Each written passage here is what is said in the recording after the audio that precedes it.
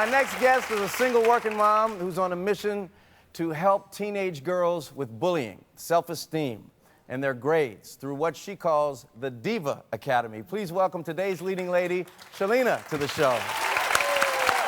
Thank you. You're incredible. Thank you. I was reading about you, and I think you're absolutely remarkable. And as I just told you on the commercial break, I wish I could talk to you for the whole hour because you're so strong and you're so inspirational. Tell us about the Diva Academy. Okay, so Diva Academy is an anti-bullying program for inner city girls, and it helps them to build a healthier self-esteem. So when people hear Diva, they're like, oh, Diva, but Diva is an acronym. It stands for Discover, Invest, Value, and Appreciate Your Life.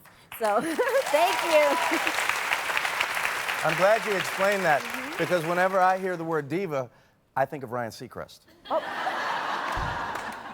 Now, how did you come up with the idea? Well, what's interesting about Diva Academy is that it came at such a dark place in my life, and I will say I was at rock bottom. In June of 2012, I decided to walk away from a 6-year relationship that had become toxic, and in doing so, I became homeless, broken. I mean, I was really at rock bottom, and I was just trying to figure out my own life.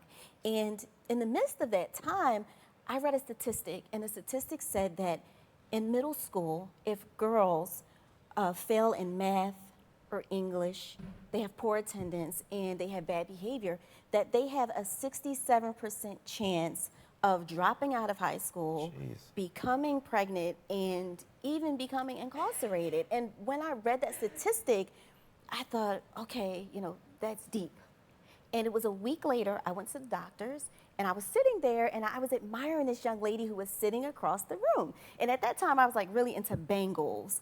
And I'm like, wow, she has some really nice, big, shiny bangles. Like, and I was just staring at her, and she was so demure, and she was so quiet.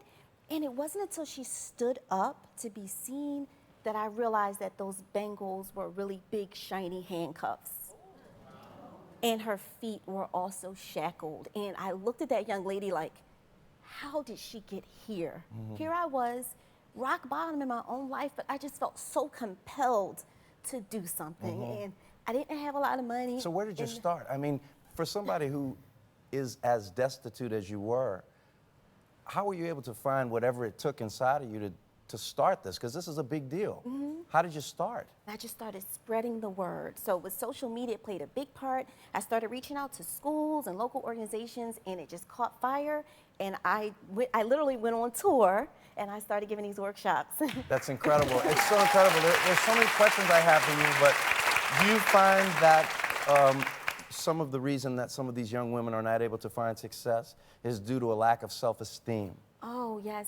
And the sad part is, if you just looked at them from the outside, it's like, oh, she has an attitude, or, oh, you know, she's feisty. But these young ladies, the ones that are in Diva Academy, they need someone to listen. They need someone to understand them, and, you know, they need work with their self-esteem. So one of the activities I do, I came walking into the workshop, and I had a tiara. It was rhinestone tiara, and I had a mirror. And I taught them positive self-talk through affirmations. So they had to put on the tiara and say, I am beautiful, I am successful, I am powerful. But one young lady in particular, she would not say I am beautiful. And she like fought me, and she had an attitude. She said, I can't say I'm beautiful. I said, why not? She said, because I'm ugly. She said, since kindergarten, they told me that I was ugly. And then she told me about this instance in the 5th grade where she saw this video by Pink, Perfect. She literally went home, sharpened a pencil as sharp as she could, and she carved the word perfect into her skin. And she said, Miss, if you look close enough, you can still see the R carved into my skin. And when I saw the R carved into her skin, I just knew that I was in the right place. And from that moment, I just made her do her affirmations. And at the end of her program, she stood in front of a whole auditorium with her tiara on, and she said, I am beautiful. And it was really amazing. I want to tell you something.